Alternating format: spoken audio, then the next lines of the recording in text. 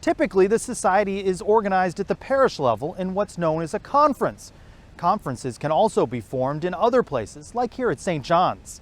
Michelle Wargo shows us how young adults are making a difference by putting their faith into action.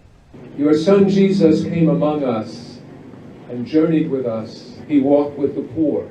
The big turnout for this Society of St. Vincent de Paul Friends of the Poor Walk at Bethpage Community Park on Long Island, New York, includes many young adults, like Rachel Burgos. I was really drawn to how St. Vincent de Paul saw the face of Christ in those he served, and he really saw those he served as his masters. He didn't think of himself as above them. He met people where they were and served them and saw the dignity of each human person, and I was really drawn to that. The more Rachel learned about the society while attending St. John's University, the more she wanted to put her Catholic faith into action, eventually becoming the president of the Young Adults Conference on campus. The service these students provide isn't confined to St. John's. It spreads throughout New York City.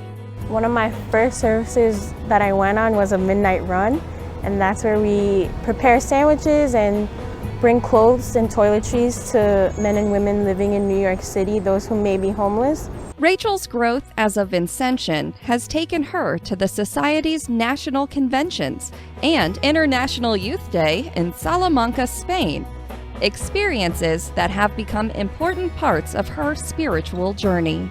Actually getting to meet some of those people in person in Salamanca was so amazing, and while we were there, we were able to pray together and discuss how we can continue to stand in solidarity of those who are poor and how to continue to grow together and collaborate with each other through charity, through charity that is inventive unto infinity. Matthew Chen came to St. John's from a Jesuit high school in New Jersey, and his Catholic upbringing paved the way for future leadership positions in the St. John's Conference. It was the call to service that really got me and really made me the person I am today, and to continue that faith and to continue to be a leader, not also at St. John's, but part of the St. Vincent de Paul Society. Matthew has participated in many of the conference's programs, including the Friends of the Poor Walk and the Midnight Run, experiences that have stayed with him long after the events ended. There are many, but there was this one man, his name was John, and he was about middle-aged, in his 50s, and he asked me first for, can I have a sandwich? I was like, of course, you could have whatever you want. He had nowhere to go, and so he went onto the streets and was living on the streets. And so every single time I go on a midnight run, I always hope to see him again, because we built a relationship. Caitlin Nair serves as conference vice president, while her academic focus includes an emphasis on social justice and international studies. She's learned her studies and her service often go hand in hand. I think the biggest thing when you think about service that you have to take back, and I learned this as being a Vincentian, is you need to take a step back and see the whole picture and reflect on and ask yourself, like, well, why are these people in these situations and what put them there and what's preventing them from getting out. So that's how I see social justice come in with service, and they have to come together as one. The Society's charism speaks to Caitlin's heart. I think the biggest thing is knowing that there are Vincentians all over the world who share the same passion and love of serving and seeing people with the face of God. Jacqueline Alvarez Vaca says being a part of the Society calls her to do more.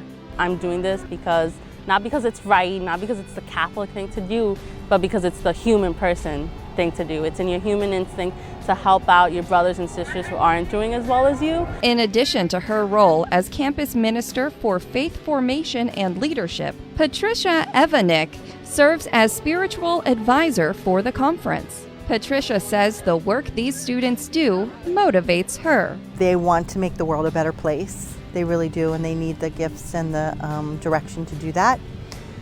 And so I try to help with that. But they inspire me by their generous hearts. In 1833, long after St. Vincent's death, A 20-year-old college student, Frederick Ozanam, founded the society in the name of the patron saint of the poor, a fact not lost on this generation driven to serve. To know that someone just like me, a college student of just 20 years old, a layperson, started a society that is now worldwide, and a society that is so committed to helping others and so in love with God and people who just share the same mission. It's really awesome. The Society of St. Vincent de Paul was created by young people, and it is for young people to serve. It just shocks me to this very day.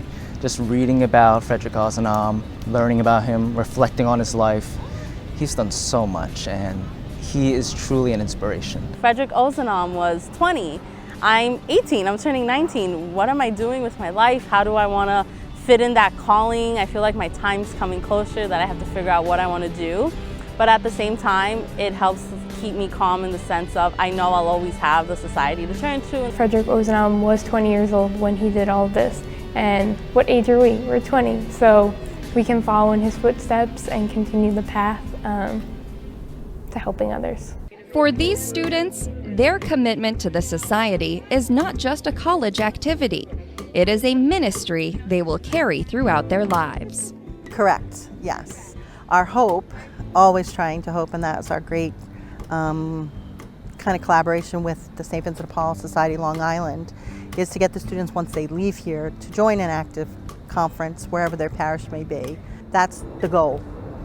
I think we teach them here, and hopefully by example, but certainly by word and action, that once a Vincentian, always a Vincentian. I'm Vincentian.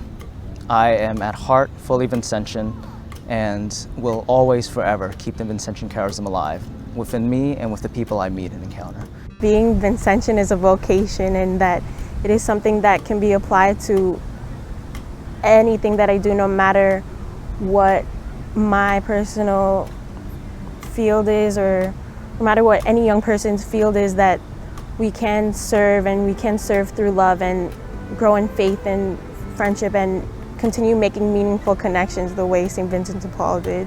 Nearly 2 centuries ago, a college student changed the world through the formation of the Society of St. Vincent de Paul. Frederick Ozanam's legacy continues through students at St. John's University and young Vincentians like them around the world. For Our Faith in Action, today's Society of St. Vincent de Paul, I'm Michelle Wargo.